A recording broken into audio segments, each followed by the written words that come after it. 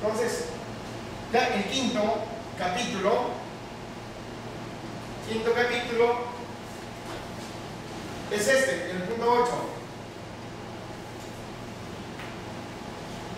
Capítulo quinto, métodos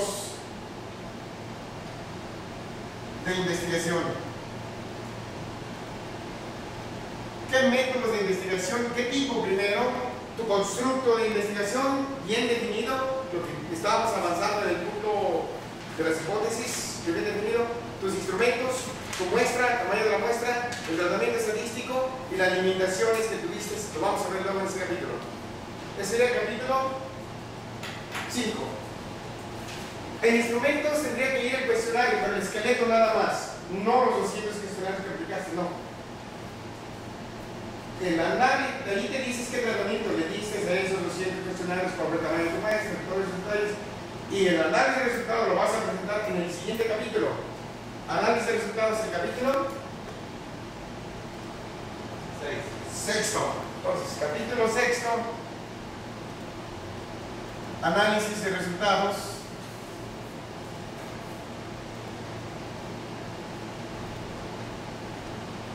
Capítulo 7, puedes hacerlo junto o puedes separarlo. Conclusiones. Si tu trabajo de investigación tiene una fuerte tendencia a hacer una recomendación de intervención, entonces separas las recomendaciones, las implicaciones de las políticas públicas, etcétera, etcétera, ¿no? ¿Sí? Conclusiones y recomendaciones. Por ejemplo, esto, cuando es difícil sacar una conclusión, muchos autores le cambian por discusión o hacen una discusión previa antes de las conclusiones y recomendaciones. ¿Está claro? Pero tiene que venir en todo caso antes, o puede ser sustituida por una discusión. Y luego pueden venir conclusiones y pueden separar recomendaciones que son muy importantes. Si las consideran que es importantísimas, las separan en otro capítulo, y si no, las dejan en el mismo. Si los separan en otro capítulo, luego ya vienen las referencias bibliográficas, que ya no es capítulo. Las referencias bibliográficas, todas listadas conforme a APA, que es lo que vamos a entrar en este rollo ahorita. Y finalmente los anexos. Ahora sí, si en anexos, por ejemplo, anexo A puedes poner cuestionario, copia de cuestionario contestado, no los 200 uno solo. ¿Está claro? Ahora, conviene guardarlos todos y a veces meterlo como otro documento diferente, engargolado de otra forma, para mostrarles su propio soporte. Por alguien que tenga duda o quiera detalle, pero no van en el cuerpo del reporte. En la conclusión, en la conclusión obviamente debo probar todos los objetivos establecidos. O sea, debe estar claro. La coherencia. Voy para allá.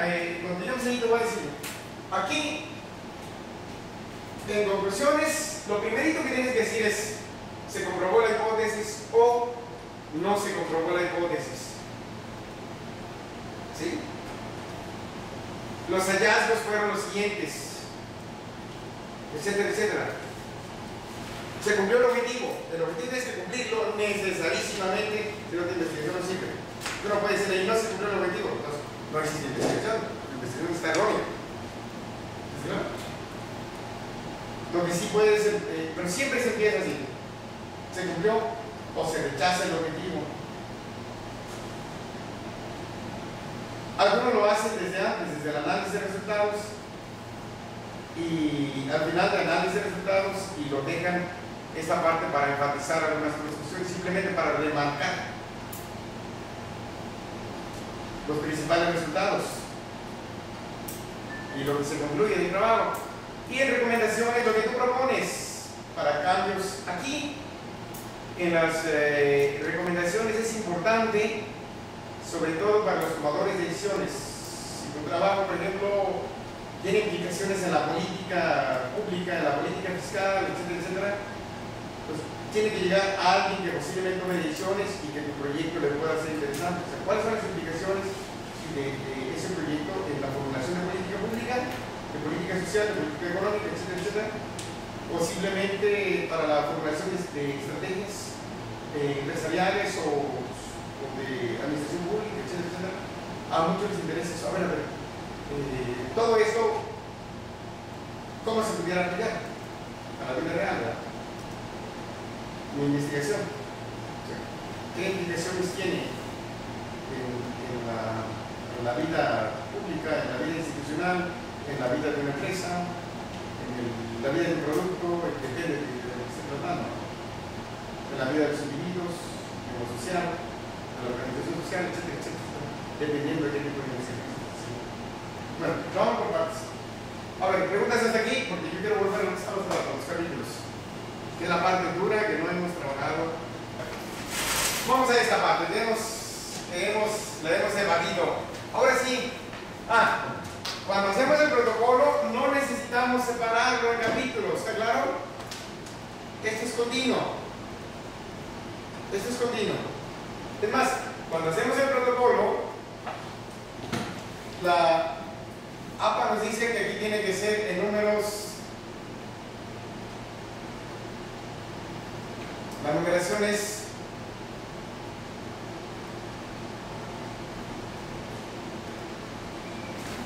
romana, minúscula. A partir de aquí es arábiga.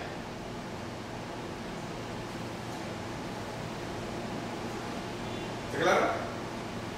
Así que necesariamente los muchachos tienen que ser dos archivos. Y es lo recomendable que hagan dos archivos en Word. Uno para la primera parte, porque no se puede, como es numeración, la numeración que pide APA es inferior derecha. A veces las cosas no son tan estrictas, pero normalmente sí se cumple un poco. ¿Sí? Y ya les dije que de un tema a otro son continuos para aplicar, excepto de aquí en adelante es continuo. Para aplicar del tema 1 al tema 2, al subtema 2, se dejan dos espacios en blanco y se va marcando y se va continuando, se le da continuidad a esto. Cuando ya se hace el reporte final, se sigue el mismo esquema, pero entonces se separa. Se separan capítulos. Hasta allí, ¿alguna pregunta? A ver, Víctor Hugo. ¿Acá ustedes no hay una? Bueno, seguimos. En el marco conceptual, fíjense bien. De sus variables, esta parte de aquí dice esta palabra es clave. Lo van a tener que poner después cuando hagan el resumen, palabras clave. Van a sacar de 3 a 5 palabras clave por cada. No, en total. Normalmente puede ser 3, si hay 2 no hay ningún problema. ¿De dónde salen las palabras claves? Sale del nombre de sus variables. Pero no es una aplicación de terminología. Vamos para allá. Primero sacamos las palabras clave. A ver, ¿cuáles son las palabras clave de variable? Pues nivel de estudios. ¿Sí? ¿Dónde tengo palabras clave? Nivel de estudios. La primera, la norma es que después de 2 puntos, la primera es minúscula. Nivel de estudios. Entonces, esto que tiene que ir en el resumen, ahora vuelvo y aquí empiezo. Nivel de estudios, por así decirlo, es coma, de acuerdo a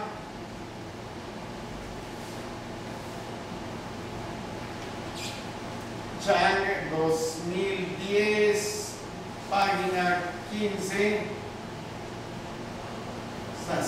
Copio. No más de 40. La regla es, cuando es cita, y esta es una cita, no puedo copiar más de 40 palabras. No me está permitido copiar más de 40 palabras. ¿Claro? Poner entrecomillado para decir que es una cita, o sea que está textualmente. Y eso tiene que ir, yo había escuchado, no sé, quizás es erróneo, porque cuando ya uno tiene cuando hay demasiada información se hace un nuevo párrafo que va todo sangría. Cuando son más de 40 palabras. Así. Dicen, el límite es 40 palabras, te puedes poner el texto así. Área 12, espacio en medio, etc. Tú dices, caray, pues aquí este párrafo tiene 80 palabras. Eso me interesa mucho. Entonces, hago el margen un poquito más acá y lo meto de los dos lados. Y el tipo de letra en vez de 12 lo pongo a 11. Y copio todo el párrafo. Y al final, hay dos maneras de citar. De ser referencia, se llama referencia. Pero es referencia de una cita. Una es incrustar en el texto, la otra es copiar todo el párrafo de más de 80 palabras, por ejemplo. Lo copio aquí, claro, porque tengo los márgenes y al final le pongo aquí. Al final, vamos a decir que va aquí, le pongo siempre el apellido, año y página. Como entre paréntesis cuando va al final. Es la otra forma. ¿Está claro? Hay dos formas. Una es hacerlo directamente en el texto, incrustarlo en el texto, que nada más va entre paréntesis el año y en este caso la página, porque es una final. ¿Sí? ¿De qué página se extrajo eso? ¿Sí? Porque luego alguien quiere checar la fuente y pues tiene que irse muy rápido a localizarlo. Y el otro es, este también lo pueden aplicar aquí, pero en todo caso, el nivel de estudios no dirían esto, es simplemente, y al final dirían, antes del punto, no ponen punto aquí, sino dirían, Chang, 2010, página 15, punto. Que sería la otra forma. Son las dos formas, hay tres formas. Pero la otra no me gusta y es muy problemática y casi nadie la usa. Entonces nos detenemos a los usos, ¿no? APA permite tres, pero prácticamente olvídense de la tercera, no se la recomiendo, es muy problemática y entonces estas dos son las más usadas. Sí, el 90% o 90 y tantos por ciento son estas dos, el otro es muy poco usado, es raro que lo usen, la otra forma es que ni la tomamos en cuenta para no perder nuestro tiempo, al menos ahorita, y tenemos poco tiempo. Cuando son más de 40 palabras máximas, nos está permitido citar. La cita es textual. Cuando nos damos cuenta que hay un error ortográfico o de sintaxis en el texto original y nos damos cuenta nosotros, o por ejemplo los políticos cuando dicen una cosa por otra, por ejemplo Beto Cárdenas, una pluma de que ahora fue ministro fue gobernador de Jalisco y luego fue ministro de Agricultura, se echaba sus charritas, decía por ejemplo, tenía palabras muy folclóricas de campo, aiga como haya sido, ¿no? Los periodistas y todo lo que les relatan les encantaba esas frases, pero como detectaban el error, lo citaban textualmente, aiga como haya sido, pero ponían aiga y luego ponían sic. Esto no es original, esto es de quien detecta el error. Quiere decir que él detectó que esto está mal dicho, que tiene que ser haya en vez de haya. ¿Sí? Y sí quiere decir, y así lo dijo. Sí lo dijo, detectaron el error. Beto tenía muchas charlas. Los periodistas les encantaba acudir como fuentes de información porque no había conferencias de prensa en donde no metieran las partes, ¿no?